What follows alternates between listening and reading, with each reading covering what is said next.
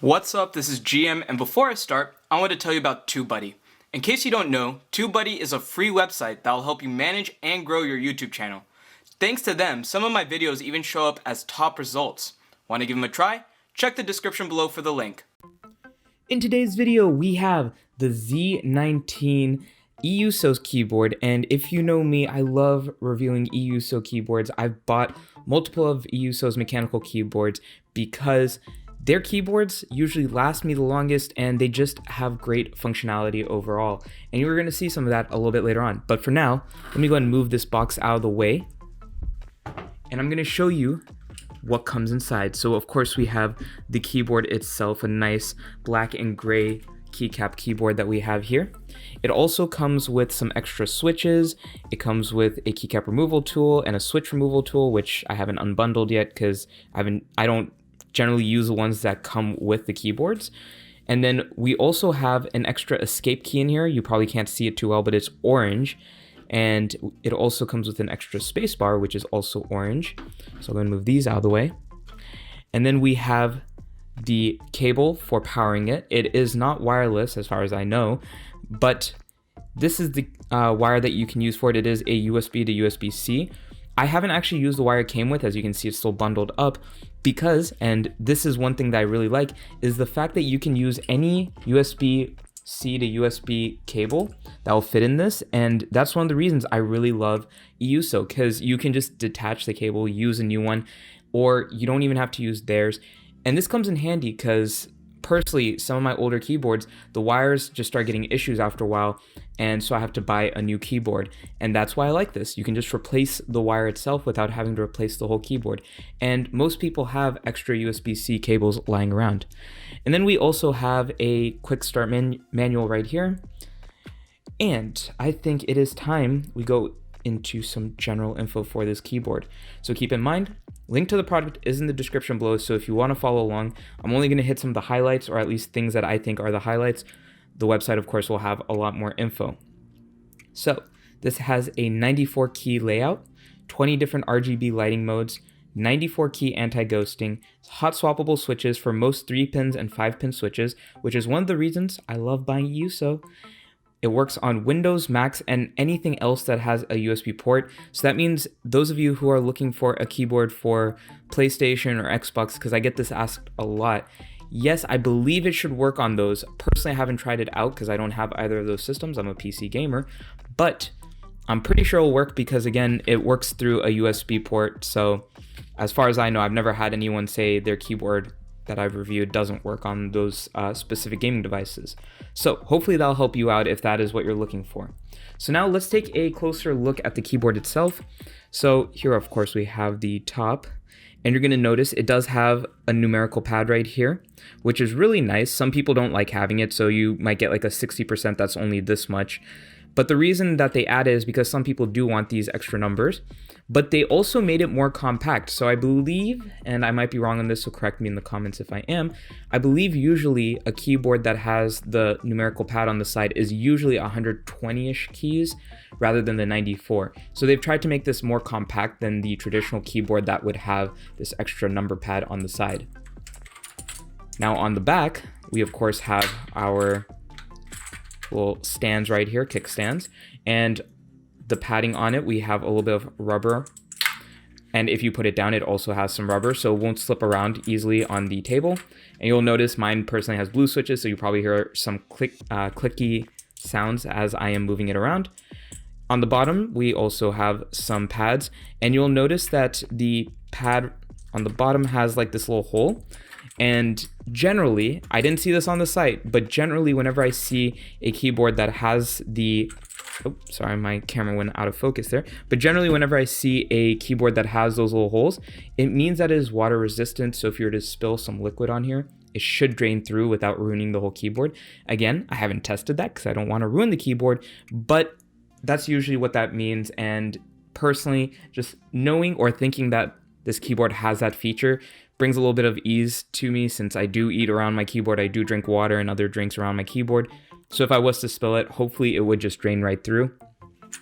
Then on this side, and it's gonna be a little bit hard to see there. We do have a USB-C port for the cable itself, and you're gonna notice there is also a bit of an elevation here. It's, again, a little hard to see at this angle, but it has a natural elevation, and the keys also have this natural curve, which is supposed to provide some relief on your wrists when you're playing games. Let me go and center that back up.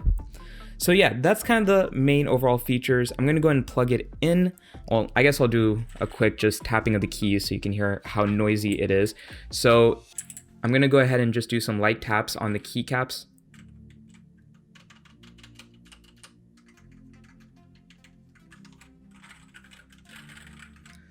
And now I'm gonna go ahead and do full presses on some of the caps, starting with small to large.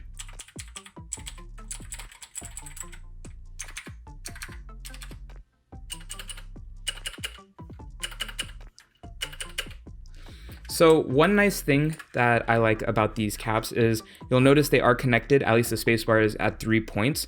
So if you were to press on the side, it will register that. It will count it as actually hitting the switch. I've had some keyboards in the past where they will skimp on that. So it'll just have the connection at the middle, or it'll be a very shoddy connection on the side. So if you press the sides, it won't actually register that you hit the spacebar. So that's also important. It is pretty noisy because it is blue switches. I believe they sell it in red and brown as well, but I personally like getting blue switches because they are very clicky, especially for gaming. I think I like having the blue switches, and I feel like it's not nearly as noisy as some other blue switches that I've had on other keyboards, but it still has that nice click sound for those of you who do like having that clickiness on it. All right, so I've went ahead and plugged it in. We have the default light mode on. I'm not going to show you every little feature as far as, you know, the basics that every mechanical keyboard has, which is being able to change the brightness, being able to change the speed, being able to change the colors. I'll just go ahead and describe. For lighting switches, you can do red, green, blue, yellow, pink, cyan, white, and RGB, of course. And for 15 of the 20 lighting modes, you can make them specific for a single color. So for example, I'm not sure if this one will, but there are ways to pretty much make it to where a wave would just be completely one color, or a breathing mode would only be one color, or you could do the rainbow. So keep that in mind. The only thing I'm going to show you today, and again, the reason is just to make this video shorter, because, you know, a lot of these features you've probably seen before in my other videos, because it is very similar. I'm going to go through how to switch the modes and just show you what all of those are. And I'm just going to switch through them. I'm not going to talk through it. I'm just going to cycle through them all so you get a chance to see them all once. So let's go ahead and start on that.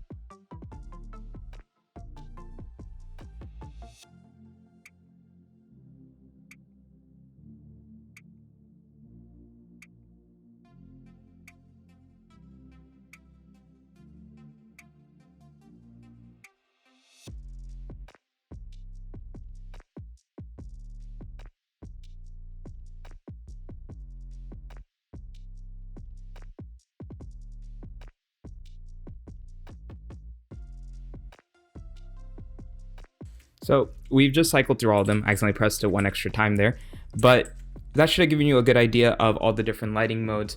Again, you can do some of these with single color. So here is an example of that, and you can switch between them: the red, green, blue, pink, cyan, or white, back to rainbow. And so, like I said, you can do that for 15 of the 20-ish lighting modes, I believe.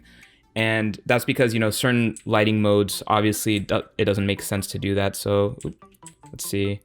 Let me find one. So for example, this one probably wouldn't have a single color mode. Yep, see, because it's going in a circle with the rainbow. If it's, let's say, just hypothetically red, you wouldn't be seeing it going in a circle. It would just be all lit red. So that's usually why not every lighting mode has that option. So now that you've seen the lighting modes, let's talk a little bit about the use in game, because obviously that is important. I've personally used this in probably a good amount of Valorant, maybe a little bit of Paladins, I think, but mostly Valorant. And I've definitely used it for a very large amount on Valorant. And I personally liked it. I didn't have any issues, no lag or latency. I felt like my performance overall was about at par at what it usually is. And that's compared to other keyboards that I regularly use when I play Valorant. Didn't notice any decrease in my performance. Of course, at first, there is a bit of adjusting to the keyboard, probably a few games, and then after that, I went back to playing like normal. So if you are going to switch to this keyboard and you're about to play like ranked or something, I suggest you start unranked till you get the feel of the keyboard, just so you don't, lose a bunch of ranked matches. So just something to keep in mind. If you want to see me do a video on removing the keycaps and how to remove the switches, I will try to do that in the future as separate videos because I know not a lot of people need to see that, since I have done other videos of just other keyboards. But if you want to see it specifically for this keyboard, be on the lookout for that. I will do another video for both of those, very short videos. So again, be on the lookout for that. If you like this video, make sure to give it a thumbs up, subscribe, you know the work. Make sure to comment if you have any questions. I'll see y'all next time.